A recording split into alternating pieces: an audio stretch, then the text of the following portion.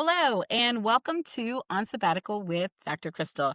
Tonight, I'm excited to have the fourth installment in the series about the TEFL certification process. One of my favorite teachers from ITTO, the International Teacher Training Organization, is here with me tonight to talk about what it's like in the TEFL classroom. And I'm going to start out by asking her to introduce herself. Good night, everyone. Thank you so much, Crystal, for this invitation. I'm so happy to be able to be here with you. Yes, as you said, I've been a trainer at ITTO around 1 year, but as teaching English, I've been working around 11 years. I started when I was 21, so young. I've been working in kindergartens, elementary school, juniors high, and also in the private sector, with my own students. And at IMAC, I've been having the opportunity to work with students from 13 years old to 60 something. Yeah, I've had this experience and working all the levels since beginners to preparation for TOEIC or other certifications. I'm so happy and thankful. Great to God for this opportunity. And also talking about my background. Yeah, I study university here in Mexico. I have my degree in teaching English. And also I have an international certification, TKT, which is for teachers. Also have my certification for my English at Trinity College London. That's a little bit me about English and teaching. So I can see that you have studied a lot to prepare for these positions. So that explains why you seem to enjoy teaching so much. I think that came across as you were teaching. I want to also ask you just the first question, which is what motivated you to decide to become an English teacher, to either help students and to become a certification instructor? Okay, that's an interesting question. Actually, it wasn't my life plan. I didn't want to become a teacher. Actually, I was rebel about this situation. Let me tell you and everybody who's listening this, I'm Christian. So I let God lead my life.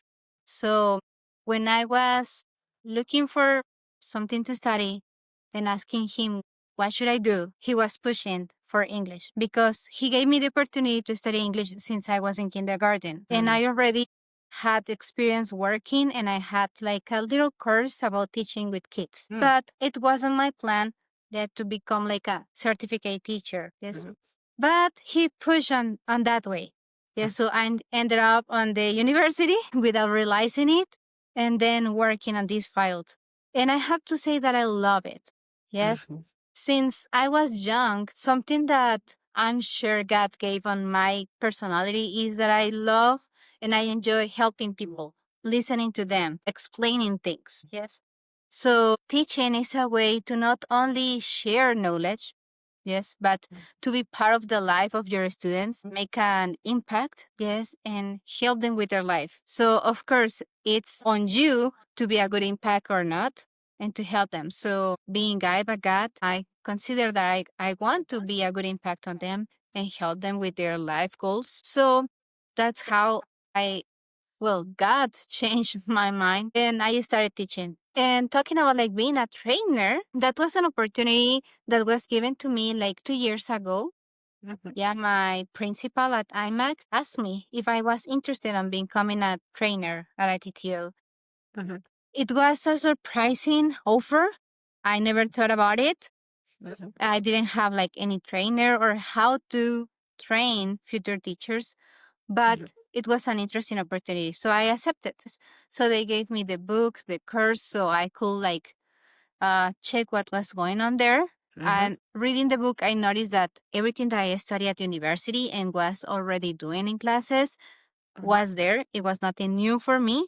So a year after, they finally gave me the opportunity, like, the next course, we will like you to be one of the trainers. What do you say? So I just took the opportunity. And to be honest with you, I love it because this is different, right? Different than only teaching English. It's like helping others to become a good teacher. And I consider that teaching is one thing, but being a good teacher, yeah, it's a completely other situation.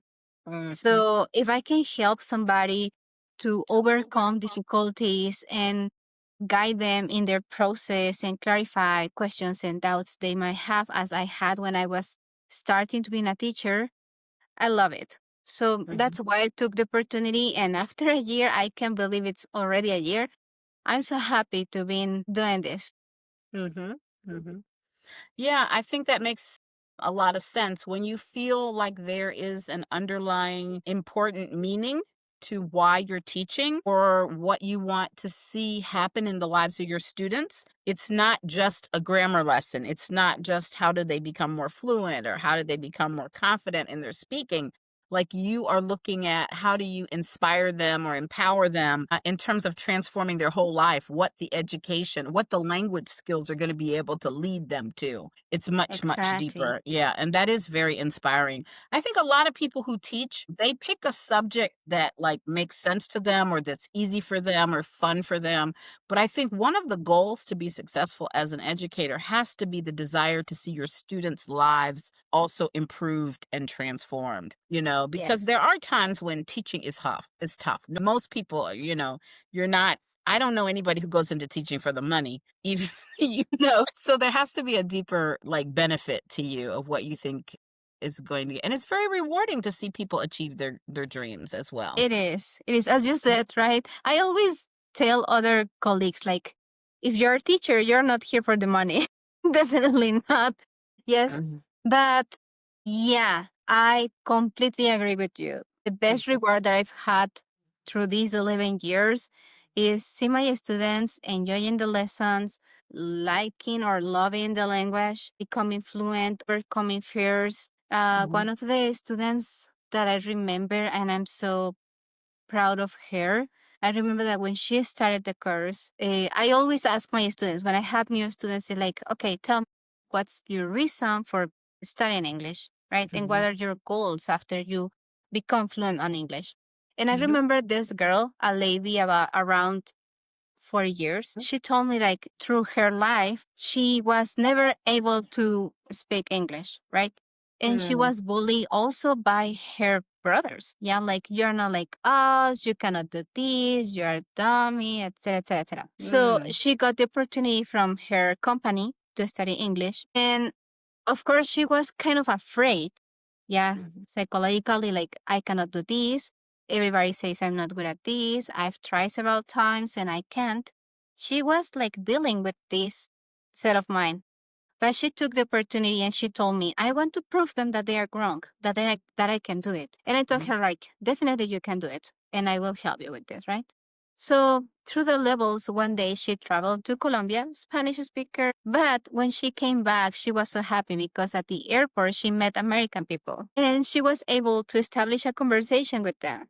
Mhm. So she was so happy because she said she was not nervous. She understood everything they were saying and she was able to have the conversation. So those moments when you see your students overcoming their fears, things that stuck them, and they are happy with the language, that's the best payment for me. Yes, Yes, when a yes, student tells you yes, like yes. you're the best teacher, I've learned a lot. Thank you so much. Nobody explained like this.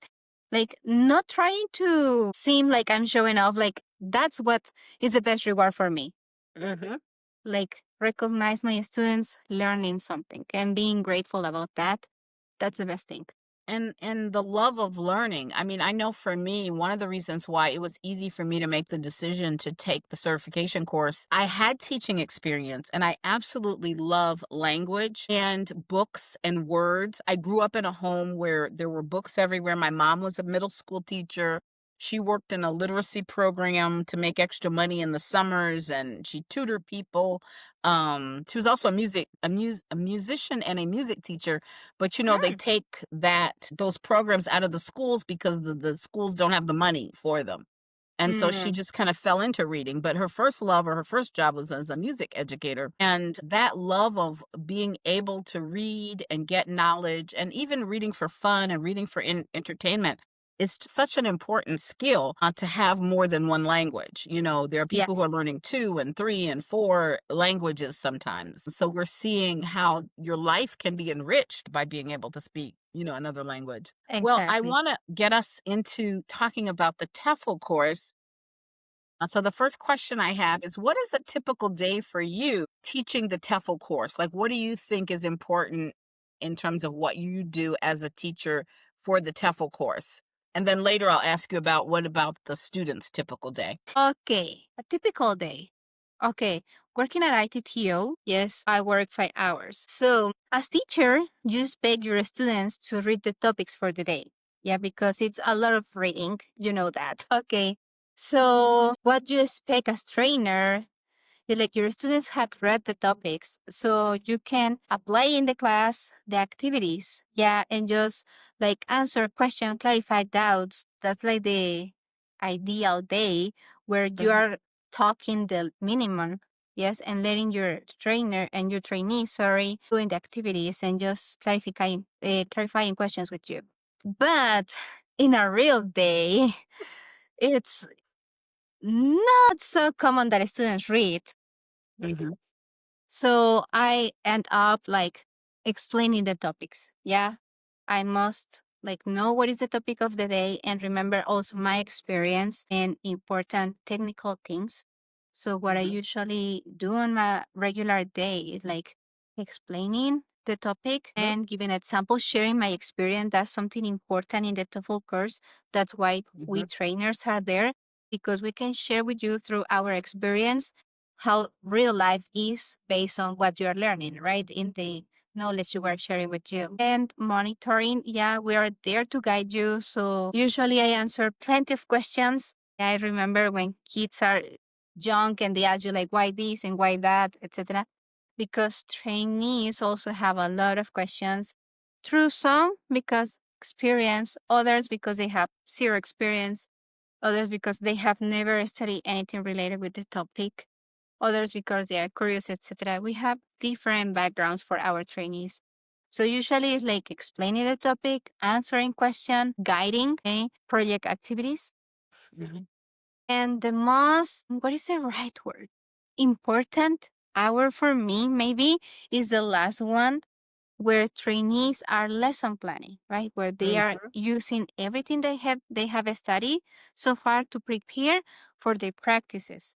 Because in this course, as you know, it's not only information, right? It's not only this knowledge area. You also have the practices. And we as trainers are there to guide you, to clarify doubts, to tell you why some of your ideas might be improved or modified on your lesson plan so you have a successful class. And I really love that because it's like the real world, what you are going to experience after you leave my classroom, right? Because you are willing to become a teacher. So I really like that moment. It's hard according to how many students we have in class. For example, this month we have 10. So am I in 60 minutes for 10 students asking you questions like, is this lesson plan good? What should I modify? How should I do this? Sometimes it's crazy. I remember one group, they were like 13, 14 students. So I remember that in order to have control, they by themselves got an idea. So on the board during lunchtime, they made a list, like taking a turn. So when I came back from lunch, I could see like, okay, I will check first this lady and then this lady and then this gentleman, right? So I will help them with this. So at the end of the day, a trainer at ITTO, it's 5 hours working, 4 hours giving you information, monitoring you, answering your questions, your doubts, and 1 hour helping you with your lesson planning and explaining you why something is correct or why you should modify something, which is, I think, the hardest hour, but the one that I like the most. I'm glad you mentioned lunch because I think it's important for people to know that even though it is a very long day and it is a very intense program, we've covered that in other episodes. We have not talked about the fact that you do get an hour for lunch, where many people, because they have so much work, like myself, I always use the lunchtime to read either what I was supposed to have read that day. Like I skim, like you skim, but now that you're preparing, like you say, for the real world to teach, you realize that you have to go back and maybe read it a little bit more closely or to read materials for whatever the topic is that I'm teaching. So if I'm teaching, for example, a grammar lesson and it's something maybe that I know, but I don't know how to explain it. I don't know how to teach it. So maybe I'm reading about, I'm looking up things, to read about that. So you do get a lunch hour. Now, whether or not you get to actually like enjoy it like a lunch hour is a whole different story. And there were students who went out for lunch many, many times. And I thought you did a great job, in my opinion. I always saw Thank you you. bring a lunch and I saw you leave us for lunch. Now, I don't know if you went somewhere else to do work, but I think you were one of the teachers that it was good to see that was like taking that break. Because I think also as educators, like we get a bad, at least in the US, we don't really get the message that we deserve to take breaks and to have downtime and to prepare ourselves to be ready for the next thing. It's like go, go, go, go, go. Okay. And so when I was in Guadalajara, I thought in the course it was really interesting to see how the different instructors that we were exposed to would approach that hour that they had after teaching us for what, 3, 4 hours. And then they have to come back and do lesson planning with us and supervise, I guess you could say, the lesson Yes. planning. So I'm glad to hear about that. So you talked already about the fact that so the next question is can you walk us through what a typical student day is like? And you kind of alluded to the fact that there's lesson planning.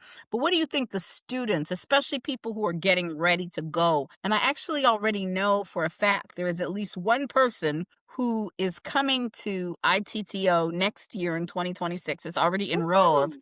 as a result of watching an episode on this show. I mean, there were other factors, but she was Great. planning to do one thing, and then after she learned about the quality of preparation when you take the course in person, she was like, oh, I think I should do that. And so she was able to connect with an advisor and is now coming to Guadalajara in the Great. spring to take a class. So that's exciting.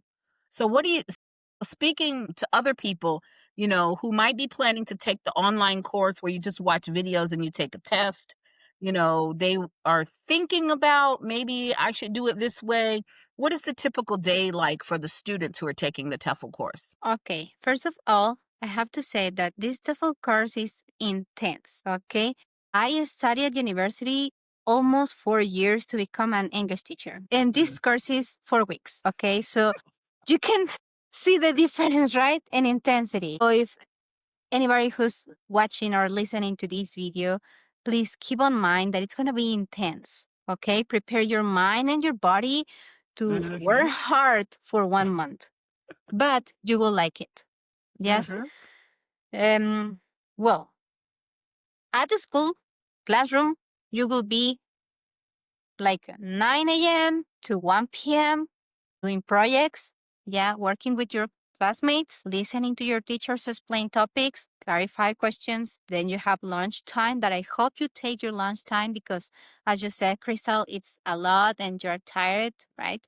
So it's good to also get this relaxed time. Yes. After you will have your lesson planning, just 1 hour to prepare for your teaching practices, which usually could occur on the same day afternoon or maybe next day morning. Mhm. Okay. You will have 10 practices and, well, more. The basic is 10 practices, right? Mhm. But I also want to mention after you finish like these 5 hours for studying, one lesson planning and one lunch, 6 in total. What's your afternoon like? Yes, when you start the course, the first week, you will be going to observe teachers with experience. Okay, so you Mhm. can learn from them. You will be Yeah. observing how they teach, their skills, their abilities, how they handle classroom management, etc. So you can learn from them. Yes. And after the second and third week, and also fourth week, you will be doing your practices. Yeah, you will be teaching. Maybe in the afternoon, maybe next day morning. Okay, but Mhm. every day or almost every day, you will be having at least one practice. I have to Mhm. say, guys, that in the afternoons, you should focus on reading the topics, as I said, so you can prepare yourself. And you can take advantage of the next day to clarify any questions and any doubt. Yes, Mhm. because for example, in one course, I remember there was a student that we were in class clarifying questions, doing the group projects, and he was totally lost, like what's going on because he didn't read at home, and everybody Mhm. read. So Mhm. because all the rest of the class read the topics and I already explained questions, clarify questions, I didn't take time like explaining the topics because everybody was already understanding what we were talking about. Yeah, so take advantage. Of course, rest, okay, in your afternoons, but your afternoons will be reading, yes, and writing some essays, yes. But I have to say, here we're talking about skills. If you had good time management, yes, with your activities, you will be able to don't rush too much. Not everybody has this skill which you can learn and develop.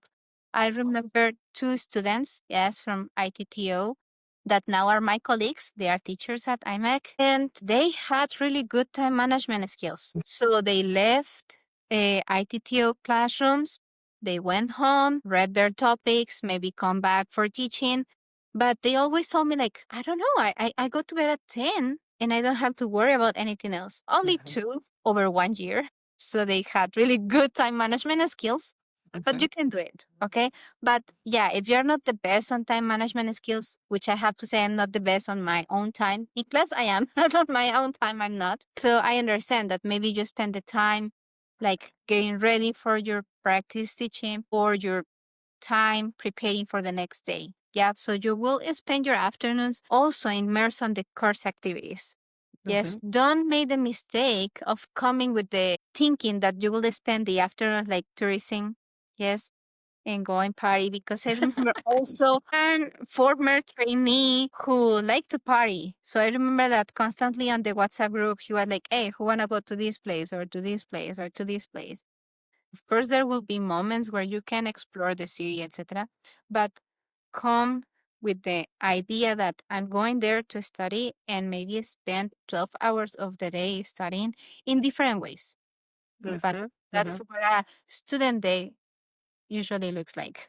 I think that's fair. I think one of the things that surprised me was how much work I did even on the weekends, because in addition to your practice teaching, you have to write essays. So you have other assignments or a case study project or whatever it was. But for me, as I think also a person who, and many people I think who are coming like from the world of work, you have this idea of yourself performing at a certain level and you're starting as a beginner. And so you can't really be proficient because you're a beginner. But that gap, I mean, some of it is psychological that you just have to give yourself permission to be learning or to be a learner. And you don't have to take, I mean, I remember the very first essay that we wrote, I literally spent all day Saturday and all day Sunday working on it. Wow. The one Okay. where you had to ask, they assign you a student and then you have to give them the surveys. You get the surveys back, you score them, and then you have to come up with a plan. The very first weekend. And then it hit me, well, one, not other people in my course did not spend 3 days working. And I learned that that wasn't really necessary. But, it was hard for me to let it. I wanted to do it at the standard that I normally worked, but I didn't know enough to do it at that standard, which meant I had to make it up by doing it longer, taking longer to do it. That's not to say that you need to do some reading and some prep on probably Saturday afternoon and Sunday, but the whole day, no. No. That's No, not you don't have healthy. to. And then you go into the week, the second week, exhausted and stressed out and Mhm. anxious because you're thinking they're going to give it back and you're going to get a C. They're going to say it's horrible. You have to redo it.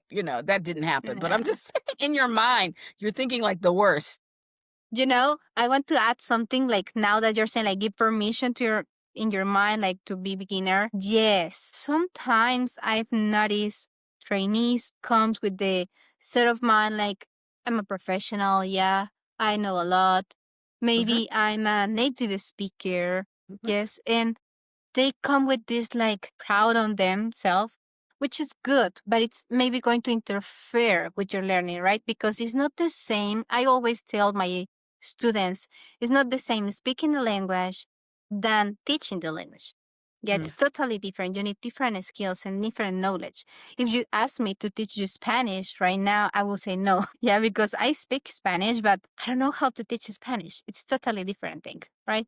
So yeah, talking about like the psychological thing, I would recommend anybody that is listening this come with open mind, like thinking like I'm going to study again.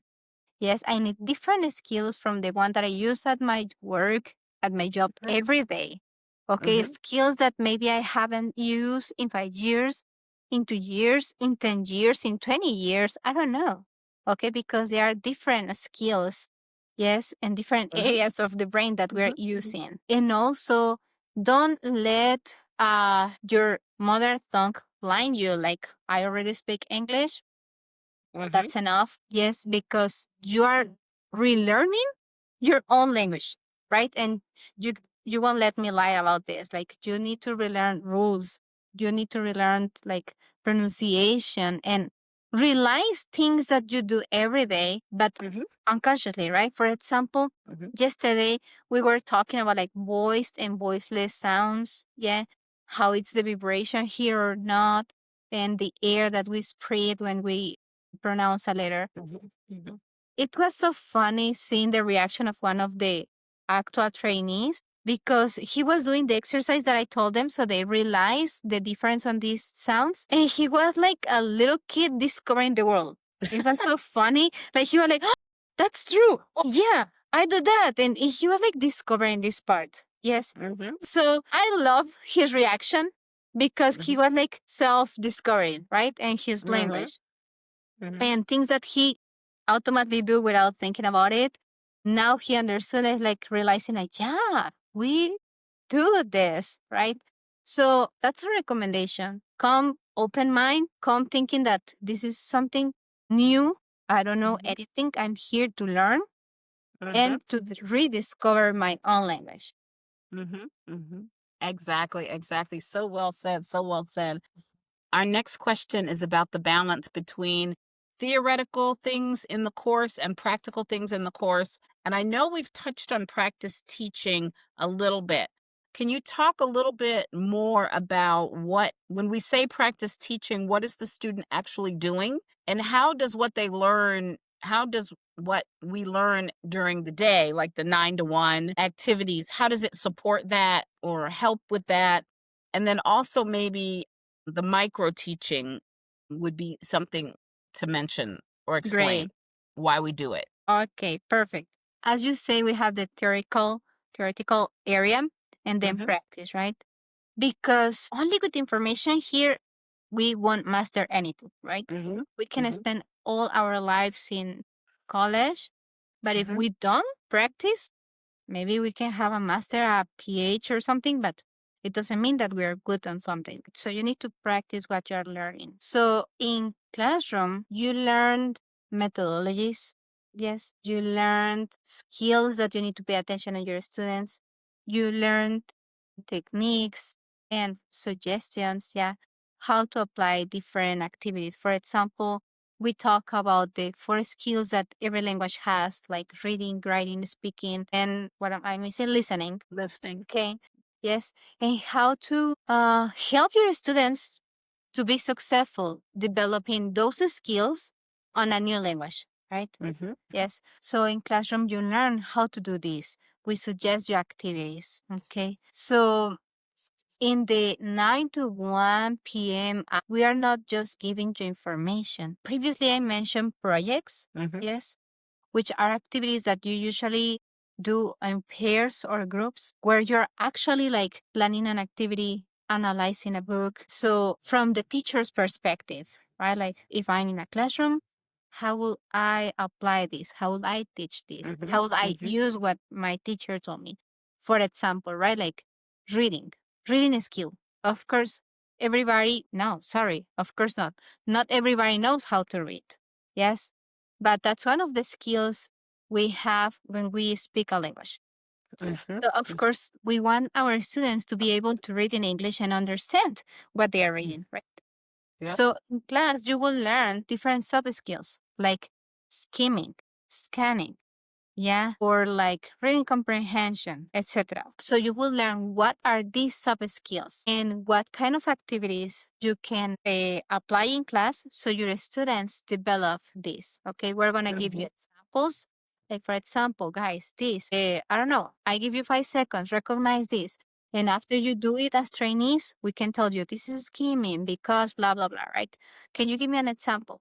So we try to make it like practical. Yes, the teaching time. Yes. Like Yes. you don't only get information, you are experiencing how it works in class and how you can apply to your students. That's also what I was trying to what I was meaning when I say projects. Yeah, with your classmates, you will be developing activities where you can apply what you were just taught. Mhm. And we as trainers are there to help you and tell you like, yeah, that's a good application of what I told you, or you need to modify on this way. So it's a proper use of the skill or whatever we're teaching you. Mhm. And talking about the practices, well, you will be able to have around 10, 12, 14 practices. Yes. 14 times you will be in front of a classroom as the official teacher. Yes. Mhm. Your students won't know if you are totally new, if you already taught 5 times, if you have 3 years of experience. You are there as their teacher. Yes. So that's part of the practice. You already Mhm. studied class. We gave you the tools you need. Yes, and then you're in classroom teaching real students. Yes, Mexican students trying to learn English. So you will be there to guide them using a textbook and applying whatever you study, helping them to develop their skills, to be able to read, to be able to speak. Yeah, you will monitor them, correct them. Yeah, you will be challenged to develop skills as teacher like classroom management, error correction, teaching grammar, teaching vocabulary, and you will discover that, yeah, being in front of a class is not like a piece of cake, but Definitely not a it's piece of not cake. the most hard thing in the world, right? You can do it. Exactly. Yeah. You will challenge yourself. Yeah. You will discover skills that maybe you didn't know you had. Also, you will discover that maybe you need to work hard on some things harder because I remember one former trainee, it was her first teaching practice. She didn't have any teaching experience before the course.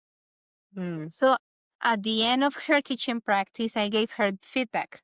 I want to clarify this. Every time you're teaching in classroom, you will have an observer, an Yeah. experienced teacher who is there to analyze your teaching and give you feedback at the end. And Mhm. this feedback is meant to help you grow.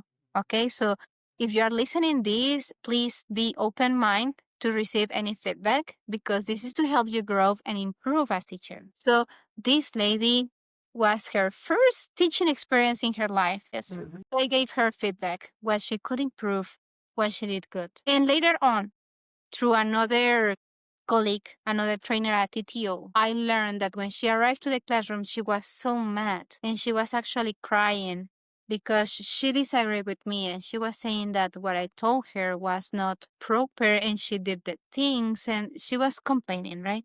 But the trainer who was in the classroom and listened to her, like, talk to her, like, okay, but do you have any teaching experience? Have you done this before? Do you have anything to prove that you're right? And after this lady let her frustration out, she was able to calm down and analyze and say, like, okay, yeah, the observer was right. So I have to Mhm. say that, yes, it's not always easy to receive critics, right? Mhm. In any context of our life, I understand that. Also for me, sometimes could be hard, like when somebody give me a critic and like sometimes it's hard, right? But Oh I yeah. recommend anybody who's listening this, try to keep open your mind. Don't take it personal. And I'm gonna give you the advice as my mom always give me in life. Just listen, be quiet, and later analyze. What Yeah. you consider you can learn from that, take it. If there is Mhm. something you don't feel like it's really helpful for you, okay, let it go. Yes. But don't keep things personal and learn and be open. Yeah. You will be having your practices with your students. Yeah. Mhm. You will be also having like conversation classes where your goal is to let your students speak and help them on speaking. And also the other one that you mentioned, Crystal, the micro teaching is teaching grammar is a different thing. Yes. So God, it's because hard. you must know your grammar, yes, and must know the concepts and the vocabulary and rules and etc. And usually nobody knows it, right? If you ask me about the rules for different tenses in Spanish, maybe I get it incorrect because I know how to speak, but I don't remember those things that I learned in school like 20 years ago. Yes. So Yeah. the micro teaching sessions in classroom are meant to help you improve and develop your skills teaching grammar. Okay.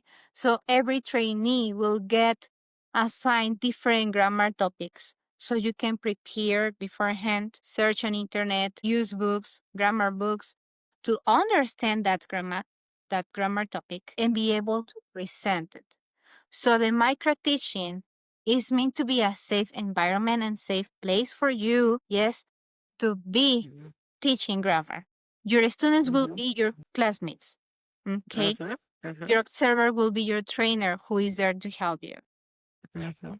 You'll have 30 minutes to teach a grammar topic. During the course, you will learn different methodologies how to teach grammar, and you will be able to pick any of the methodologies that you want to practice on that, and you will have 30 minutes. So, of course, at the end, you will get feedback from your classmates and from your Mhm. trainer. And the idea is to help you improve. And it's great because if you make any mistake talking about grammar, it's a safe environment. You are not teaching something incorrect to your students. Yes. So everybody can help you and you will grow confident on teaching this Mhm. aspect of the language. Yeah, wonderful, wonderful. So you have given a really great answer to that question and I think the next few questions. So, for example, I think one of the common challenges that students face is how to accept feedback. I don't even want to call it criticism because it's really, to me, criticism says, I don't know, to me, it implies that you did it wrong on purpose, whereas Okay. the feedback is, okay, you did what you know how to do, but you don't know how to do enough. So, whether you call it criticism or feedback. So, I think that is an issue for a lot of people, even people who know they don't know anything about teaching English or anything Yeah. about teaching. I approach this particular challenge going into the first couple of time always feeling like, well, if I had known this, I could have done this. But of course, you couldn't know it until you did it.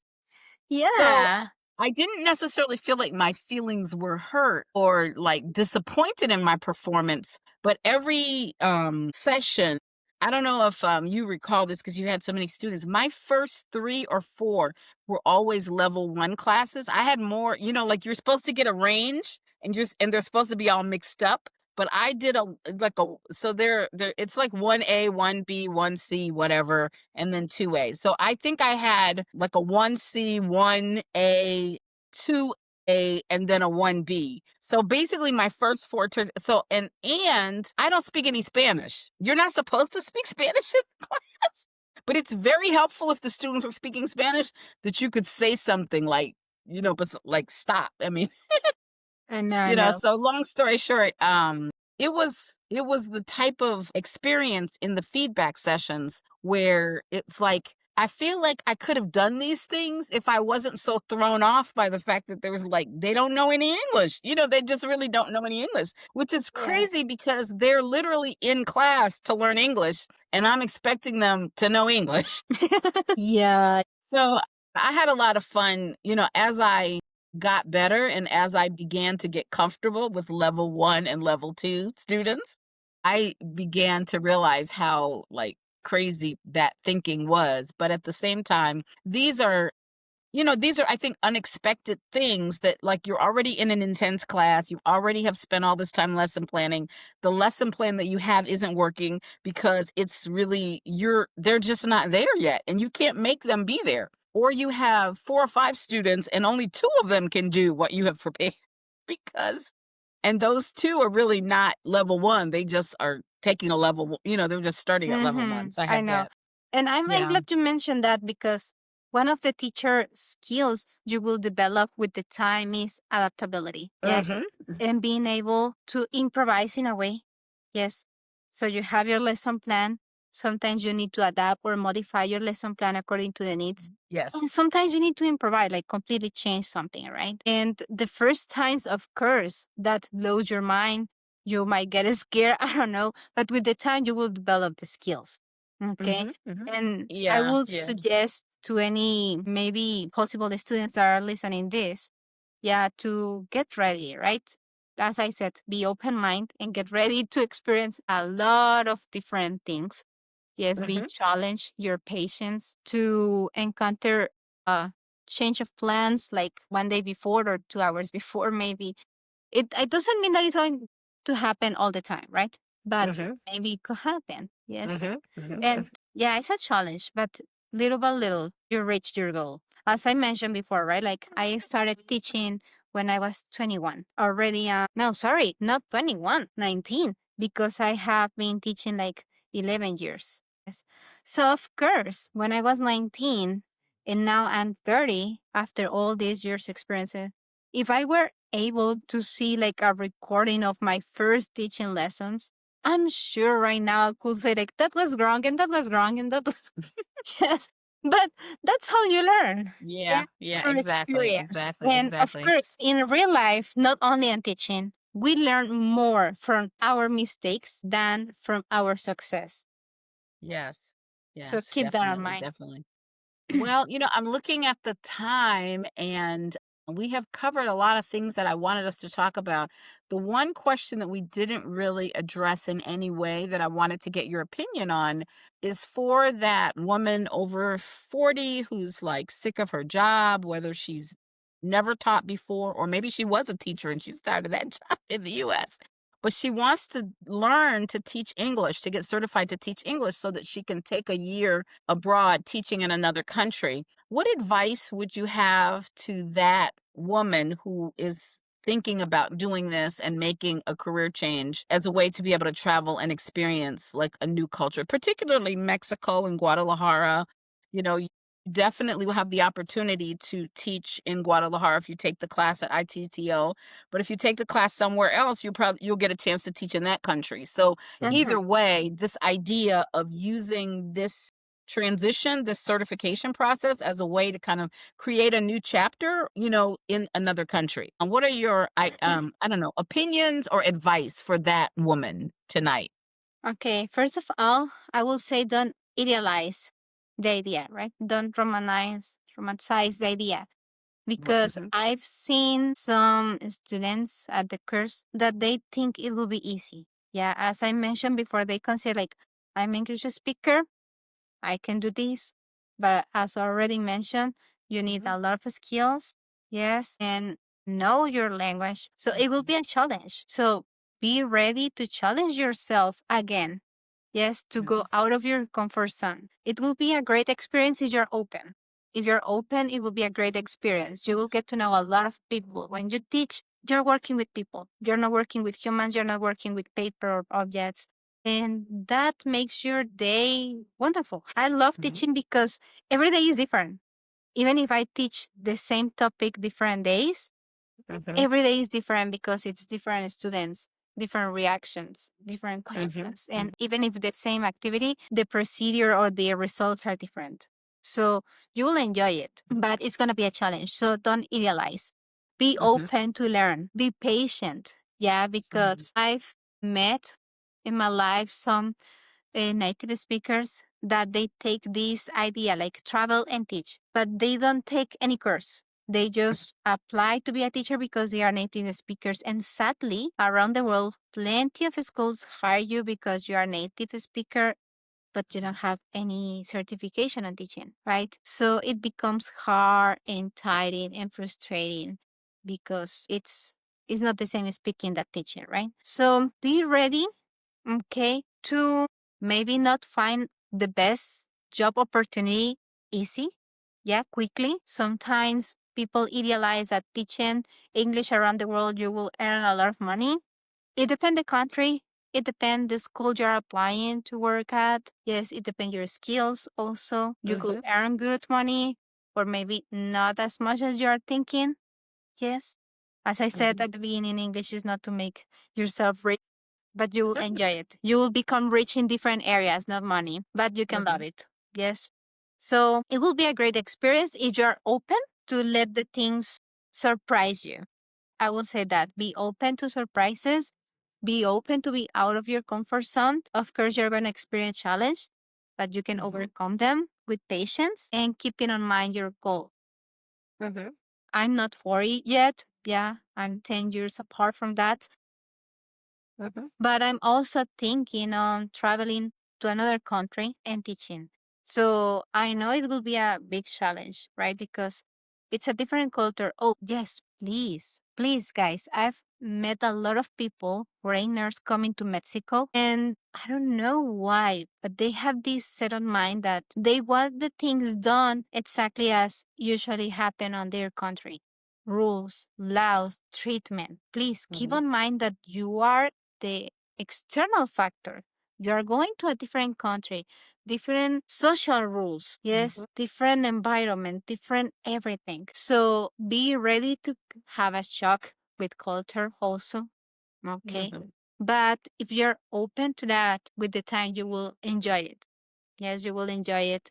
So that will be my best uh advice. Be open, Mhm. be prepared. It's not the same experiencing that keeping on mind. But if you're already thinking like, okay, I'm gonna experience like this cultural shock, it's not gonna be always easy. It's gonna be a challenge. Okay, I'm gonna learn new things. I'm gonna experience new situations, but I can also be happy. Yeah, so be with this open mind and set on mind like new things, going to a different world. I think you can Mhm. enjoy it.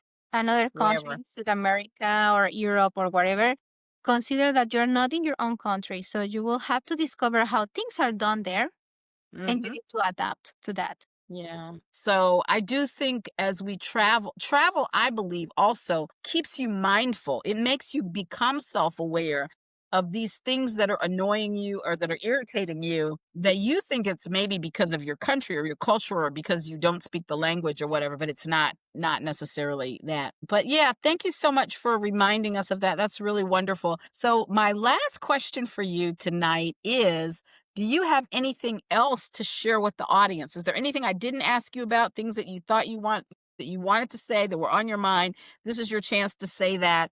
And then also share with the audience how they can get in touch with you or stay in touch with you if they have follow-up questions. So you can put your questions in the comment. Please and like the video, leave us a comment, ask a question, tell us um, what you thought about today's conversation, what really resonated with you, what surprised you, and then also subscribe to the channel if if this content is interesting to you, so that we can make more of it. And so I'm going to turn it over to her to kind of have the last word, and then I'll come back and say goodbye again. But I want her to have the last word, whatever you want to share in terms of closing comments and thoughts. Thank you so much, Crystal. Well, as I mentioned, I'm Christian, right? And I know a lot of people who is going to watch this video also believe in God, and others maybe not. Others just thinks he's there, but don't let him guide your life. But if I can say a last thing, it's like just let him guide you. Yeah. He'll guide you for the best things, not the easiest, not all the time, but he knows what is best for you. As I mentioned before, it wasn't my plan to become an English teacher. And now I really love it. I can imagine myself working in something different. And if you are aiming to be a teacher, please don't do it for money. Do it to work with people, to help people, and enjoy the experience, enjoy the opportunity. You will learn a lot from your students. Yes, you will grow with them. And if you're aiming to travel as Crystal is aiming to travel around the world, yeah, just enjoy the experience, but be open Hmm. and learn. Yes, we are learning and we're growing every day. So that's what I Yes. would like to tell you at the end. And answering your question, how you guys can contact me through my email. Yes, so it's teacher Giselle 14 gmail.com. Yes, that's my like professional email. If you have any question, if I can help you with something, I'm more than happy to answer you. Thank you so much. Thank you so much. This has been a wonderful interview. I know it's going to help so many people who are on the journey for making the decision. I will make sure that your email address is also in the show notes. It's such a pleasure to see you and to talk with you tonight. I thank you for your time, and we will see you in the next episode. Thank you. Bye bye. Yeah. Thank you, everybody. God bless you.